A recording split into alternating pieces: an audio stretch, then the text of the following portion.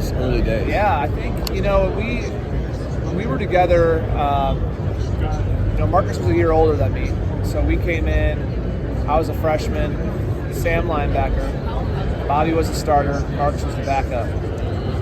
So I remember just, I knew going into college that I wasn't going to play that first year, or at least I thought I wasn't going to play, and I was okay with it. Marcus gets hurt, first game of the year against Miami, Ohio. On kickoff, he tears his meniscus, and we were blowing him out. I remember Coach Finkel asking if I was going to be okay with going to the game and burning your red shirt back then on the first snap you go in. I was like, of course, chance to play in Ohio Stadium, why not? And then something happened with Marcus's knee getting, infected, basically after the surgery, which was unfortunate. But during that time, he helped. The more that he was around, he helped me learn the position. Like he could have taken There you go, Coach. negative, he could have taken like a negative mindset from it all, but instead he was locked. A guy that was locked in and helping a younger player out. You know what I mean? So it was good. And then the season goes on. You find out like Marcus was just a diehard wrestling fan. So as a diehard wrestling fan, I think that's really the only reason why he befriended me at first was because of my dad. So I'm serious. Good to say, really. You think I'm that's serious. it? I think dead on. I think he was just a wrestling fan, and that's why he befriended me early on, which I'm fine with. It ended up helping me out, and we became obviously really good friends. All right, so forgive me because I'm kind of a wrestling guy. So your dad is... He's Road Warrior Animal of the Legion of Doom. Holy crap. Yeah. That's why he's the little animal. Wow. So you still paint your face? No, I haven't done that since like Halloween in high school.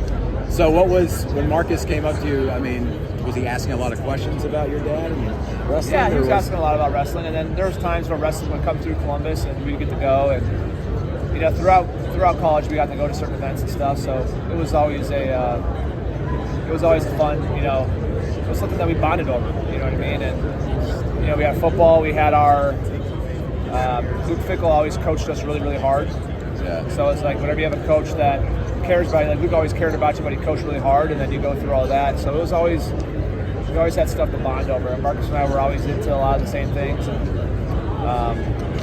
when you're in the linebacker core and you play next to somebody for years, like you got to be locked in together. You guys are working together. Yeah. You know what I mean? You guys are controlling a lot of checks, and to be honest, he was always such a gifted athlete that he pushed me. Like I was never as athletically gifted anywhere close to what Marcus Freeman was. So I'm grateful for a guy like it would be frustrating working out with him because he was always. I heard he was a freak. He was a freak, and it was always like he was always stronger in squats and power cleans and in bench. Like the only thing I could get him at was conditioning. That's the only thing I could get him at. Like if it was a sprint, he'd get me. But if we were doing like 10 110s, I might be able to outlast him there. But he was always someone that just. You're thankful for guys like that in the room because they just make you better every day. James, you guys played in 2 national championship games together, you and Marcus. Now one of you is going to win your first national championship against the other. That's wild. You guys are best friends. And I think it's just, we talked this week, we're trying to make it like Ohio State's going to win another one or Notre Dame's going to win another one. Right. It's not anything between us. I think honestly you're just, from a friend standpoint, you're just proud of him and the job that he's done.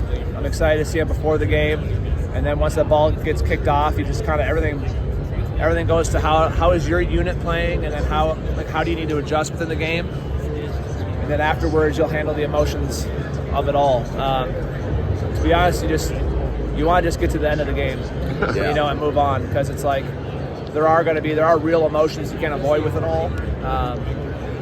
But it's also like what an awesome blessing. Like how many people get to say they're going against their really good friend in the Natty.